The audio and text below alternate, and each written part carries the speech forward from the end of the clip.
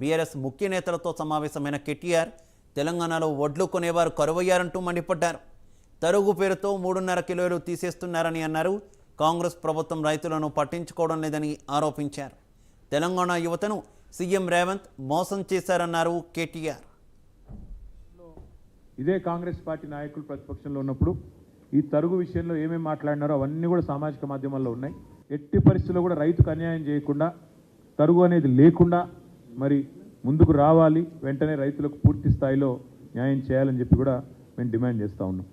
దాంతోపాటు ఎక్కడికక్కడ ఒక దగ్గర కాదు, కామారెడ్డి జిల్లాలో రైతులు రోడ్డెక్కారు. నిర్మల్ జిల్లా లక్ష్మణ్ చాందా మండల కేంద్రంలో మరి రైతులు అక్కడ కూడా రోడ్డెక్కినారు. తడిసిన ధాన్యం ఎక్కడికక్కడ తడిసిపోయి ఆగమాగం అయిపోతే అక్కడ కూడా రైతులు రోడ్డెక్కి ధర్నాలు చేస్తూ ఉన్నారు.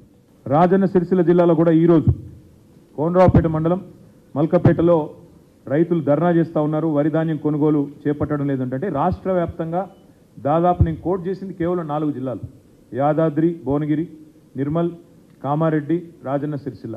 ఇవి మాత్రమే కాకుండా ఇంకా చాలా చోట్ల రైతులు గత 25-30 రోజులుగా ధాన్యం తెచ్చిన తర్వాత కూడా ఇంతవరకు కొనుగోలు చేయకుండా, అధికార యంత్రాంగం పట్టించుకోకుండా, పర్యవేక్షించే నాదుడు లేకుండా దయనీయమైన స్థితిలో ఉన్నారు.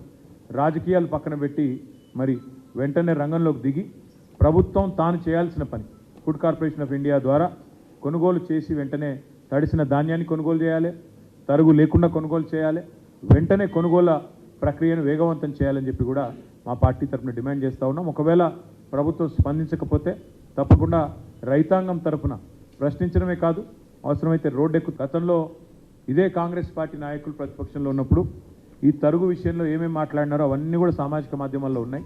ఎట్టి పరిస్థితుల్లో కూడా రైతుకు అన్యాయం చేయకుండా, తరుగు అనేది లేకుండా మరి ముందుకు రావాలి, వెంటనే రైతులకు పూర్తి స్థాయిలో న్యాయం చేయాలని చెప్పి కూడా మేము డిమాండ్ చేస్తూ ఉన్నాం.